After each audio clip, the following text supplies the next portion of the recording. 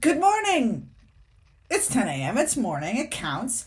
I'm tired today. I don't know why. I slept pretty well, but I wake up kind of late. So, it's day 20. We're 20% through. 100 days, 100 videos, 200 questions, which means we are 40 questions into this. Actually, probably somewhere like 42 or 43, because every once in a while I did an extra question just for fun.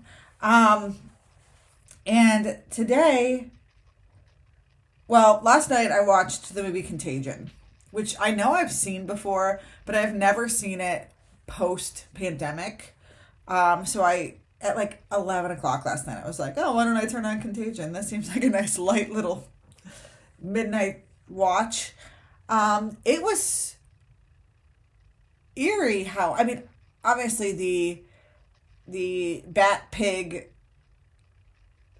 super virus in Contagion was more serious than the coronavirus. I feel like I blocked out a lot of like what happened during the pandemic. It felt more serious to me, mainly because like a lot of kids were affected. The second death was a child. Um, yeah, it seemed scarier, but I know the beginning of the pandemic was very scary. I had a brand new little baby who was 6 weeks old, and so I thought at that time we didn't know that generally kids were not as affected by the coronavirus. So I wonder if this is gonna get my video like more censored. Uh, so we were terrified for a while, and then once we realized that they were not as at risk, um, we felt a little better because really it felt like we were in survival mode in like multiple ways. Having a little baby makes you feel like you're in survival mode anyway. Getting your 3 year old ripped out of daycare to be at home with you and this little tiny baby while everybody's at home because nobody can go into work. It was very much a survival mode, but my water's empty. Anyway, that's not what it's about. I liked it had very much like the Scream, Drew Barrymore thing where like you think Gwyneth Paltrow is going to be the star of the movie and then she's only in like the first 10 minutes. I mean, they like flash back to like videos of her, but yeah, she's not in it very much. I have something that's like going on ChatGPT, so I kind of like delay a little bit because it didn't finish doing last night, so I had to regenerate this morning. I didn't realize it. Okay, let's go to our first question today, which is, what's the funniest thing that ever happened to you at work? Oh my gosh. This is a tough question. I gotta think back on some of my jobs. So I'm sure there were funny things. Okay, in corporate America, I can't think of a single funny thing that happened. Um, I feel like I have a filter on. I don't. I have my ring light on, but sorry, it just looks like I have like no wrinkles right now. ChatGPT is pausing. Anyway, I can't think of any funny thing. Like the moment wasn't all bad. I didn't have all bad days, but I honestly can't think of like something funny happening. Um, but I can think of something funny happening when I'm serving.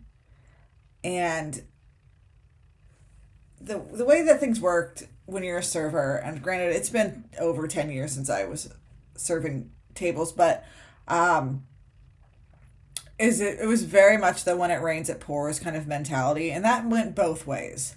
Like it seemed like on days you were getting amazing tips, they kept coming. On days that you were getting the crap beat out of you mentally and physically, it just kept coming. That's just the way it was in the serving industry, and I don't know if it's still that way. I can't imagine it's not. And probably something with being like on. Like if you're on one day, the tips flow, and if you're off, they don't. And I feel like it's probably something to do with um, yeah, how the first table goes. Okay, but anyway, so the funniest thing that ever happened to me, and this is only funny to me in retrospect because it wasn't funny at the time. It was just depressing. I was having a very rough night, just like getting run around like crazy And I had a table that was drunk with power, is the way that I'll put it. And maybe regularly drunk. I don't remember. But they were running me for every little thing. Like every single request had to be given on its own trip. So it would be like, I need an extra napkin. I'll go get the extra napkin, come back. I need, I don't know, a side of mayonnaise. And no matter what, if I would say, anything else I can get you, like, where do I run back there? Nope, until I come back and it's like, oh, I need a refill of their like half-filled drink. Yeah, it's just annoying. And so I decided I was going to thwart the system. My ChatGPT is still not working. That's really fun. And I was just going to bring them what I anticipated they were going to ask for, which was ranch dressing. Because this is all that happened before their salads came out. And I thought, you know what? They're going to ask for extra dressing. They all wanted ranch. They're all going to want extra. So I'm going to bring a whole tray of extra dressing so I don't have to come again. Because I know the way it's going to be. It's going to be one person asks me for extra ranch dressing. I'm going to go and get it. And then the next person's going to ask. And then the next person. And I'm like, I'm being proactive here. I proactively wore that entire tray of ranch dressing. My non-stick slip shoes did not do their job. I slipped and just became coated in ranch dressing. And for anybody who lives the server life knows exactly what you do next, which is you go into the walk-in refrigerator or freezer and you cry and you get it out.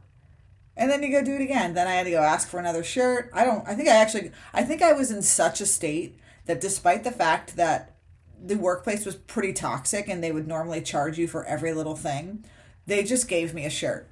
I think their fear, which was probably right, was that if I didn't get a new shirt, if they tried to say, oh, well, it's going to be $12 to give you the shirt or however much it was, that I was just going to decide to walk out and leave them. And that very well could have happened. God, this is less funny the more I talk about it. But it's kind of funny in retro. It's retroactively funny because thinking about it now, it felt like the end of the world, and it really was not. Yeah, that went a little like different than I anticipated it to. But we're gonna go to ChatGPT. It's still not working. I don't want to regenerate again, so we're just gonna open a new one. And we're going to ask for a funny question today. We're just not going to make it complicated. Let's see. Let's just do the theme of funny. And maybe I'll continue to go with like things that are like not really that funny. Here's a funny and light-hearted question. It's asking another question about animals. If animals could talk, who do you think would be the most sarcastic? I mean, this question is obvious. It's going to be cats. Cats are going to be the most sarcastic. And what would it say about human behavior? It would talk about us being their slaves. Everybody knows this about cats. This is not new information. I want another one.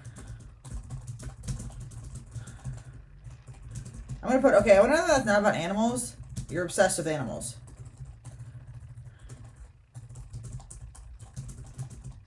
Questions. I feel like ChatGPT has asked me the same question about animals like 3 different ways. Like, they're like slightly different, but they're kind of the same. Like, which animal would you want to turn into for a day? Which animal do you think is the most sarcastic? Like, yeah, let's see what they give me. If you were suddenly a master inventor, what ridiculously unnecessary invention would you create just for fun?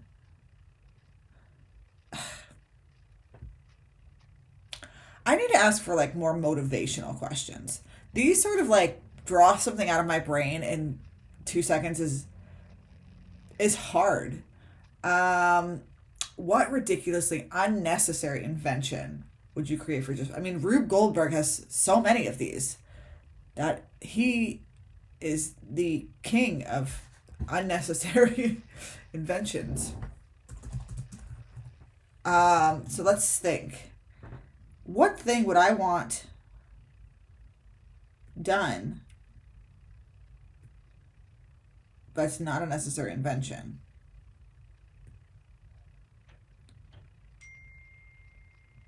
I feel like I would want. It's gonna be some kind of food related thing, and it's gonna be something for my kids to use. So maybe like some sort of Rube Goldberg like cereal machine. So I don't have to do their cereal and they don't have to touch the cereal, because that would be great if they didn't have to touch it and take it out of the box and rip the bag and just make it generally unusable. Um, yeah, that's what it would be, a cereal pouring where the machine, the invention would, they could select a cereal, pour it, milk would go into it, and a spoon would drop, and that would be like, it would just be like a conveyor belt, kind of like in Pinkalicious's cupcake maker that didn't work. So it would be like a vending machine of sorts, but for cereal. That's what my invention would be. Completely unnecessary, but useful in my life. All right. So this has been day 20, 20% into 100 days, 100 videos, 200 questions. I thank you so much for watching this video. I hope it made your day at least not suck more. And have a great day. See you tomorrow. Like, comment, subscribe, do all the YouTube stuff I'm supposed to say. One of these days I'm going to learn how to edit this at all, but that day is not today. So we're 20% in and I haven't made a single editing change. Maybe one of these short videos I'll manually put subtitles on, but this one's 12 minutes long, so it's not going to be this one. All right, that's all I got. Bye.